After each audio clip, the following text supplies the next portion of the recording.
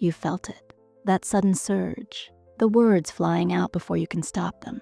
It's like a switch flips, and you're no longer yourself. You've just been pulled into reactive abuse. It's a common trap, often set by those who know exactly which buttons to press. Today, we're exposing the 4 insidious ways you're baited into reacting, transforming you from a calm individual into someone you barely recognize. If you've ever wondered why you sometimes lose control, this is for you. Let's get straight into it. Number 1, the constant grinding provocation. This isn't about one big argument. It's death by 1,000 cuts. It's a relentless stream of minor aggressions designed to wear you down. Think of the sigh when you speak, the subtle eye roll, the dismissive wave of a hand, or the jokes at your expense that aren't really funny. It's the endless little pokes and prods that chip away at your patience and your peace. You start to live in a state of constant, low-grade anxiety, waiting for the next little jab.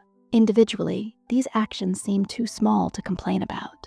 If you point one out, you're accused of being too sensitive.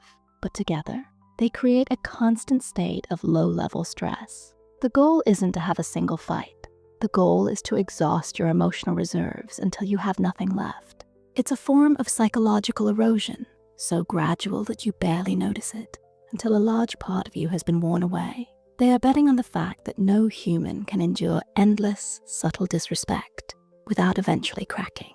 When you finally snap, perhaps raising your voice or showing intense frustration, that's their moment of victory. They can then point to your reaction as proof of your instability or your anger issues. They become the calm victim of your outburst, conveniently forgetting the weeks or months of deliberate provocation that led to it. Their feigned innocence makes you look like the sole source of conflict. They have successfully manufactured a scene where they appear innocent, and you look like the aggressor. This bait is so dangerous because it feels impossible to explain. How do you describe 1,000 tiny wounds? You just feel the pain. Number 2, the gaslighting gauntlet. Gaslighting is a masterclass in psychological manipulation. It's about systematically dismantling your perception of reality, making you question your memory, your sanity, and your very sense of self. When you're constantly told that what you saw didn't happen, or what you heard wasn't said, your internal compass goes haywire. This psychological warfare makes you feel like you're losing your grip, creating a deep sense of isolation. You might bring up a promise they made, only to be met with a flat denial. I never said that. Or, you're imagining things again. This isn't just a disagreement. It's an assault on your mind. They prey on your need for a shared reality with the people you care about. Over time, you start to doubt yourself profoundly. You might even start keeping notes, desperate for proof, only to be told your notes are wrong, or that you're obsessed. The bait here is our fundamental human need to have our reality validated. When that is repeatedly denied, the frustration and confusion become almost unbearable. You become desperate to prove you aren't crazy, to make them acknowledge the simple truth. This desperation is exactly what they're waiting for. When you finally explode yelling, "No, I know what I heard. Stop lying to me." They have you. Your reaction, fueled by the intense anxiety they've created, becomes evidence that you are indeed unstable or losing it. They will often adopt a look of pity or concern, further cementing their role as the stable one, and you as the one who needs help. They use your very human reaction to confirm the twisted narrative they've built about you. Your feelings aren't wrong. Their actions are manipulative. Number 3, the blame shift blitz. This tactic is about diverting all responsibility and painting you as the cause of every problem. No matter what goes wrong, no matter what they do, it somehow becomes your fault. They are masters of projection, incapable of facing their own shortcomings, so they transfer all blame onto you. It's a maddening experience because your sense of justice is violated again and again. For example, they make a significant mistake, like forgetting something important. When you address it, instead of apologizing, they immediately turn it around.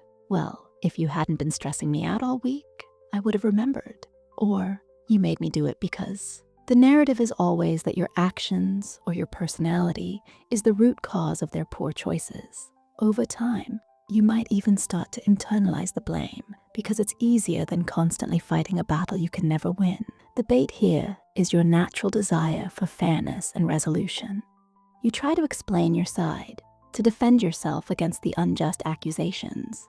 You might believe that if you just present the facts clearly enough, they will see reason, but they don't want reason. They want an escape route. Trying to reason with them is like arguing with a wall. Facts don't matter because the goal isn't truth.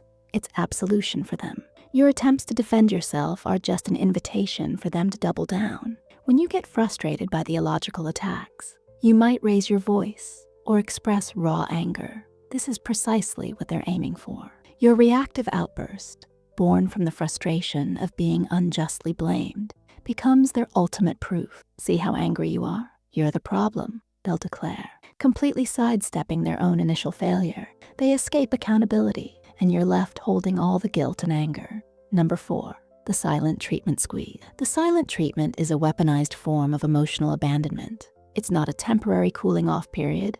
It's a deliberate withholding of communication and affection designed to punish you into compliance. It's a tool of control. Our brains are wired for social connection. Being deliberately ignored by someone close to you can feel like a threat to your very survival. Imagine a sudden, unexplained silence. They stop talking to you, refuse to acknowledge your presence, and act as if you don't exist.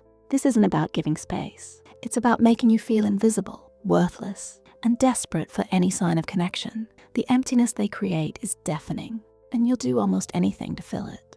The bait is your innate human need for that connection. When someone you care about abruptly cuts you off, it creates intense anxiety. You feel rejected and confused. Your natural instinct is to fix it, to apologize, to plead for a conversation, to do anything to end the agonizing silence. This places them in a position of complete power. They hold the key to restoring connection, and they make you beg for it. They allow that silence to stretch on, amplifying your desperation. When you finally reach your breaking point, perhaps sending a flurry of texts, crying, or even yelling in frustration just to get a response, that's their cue.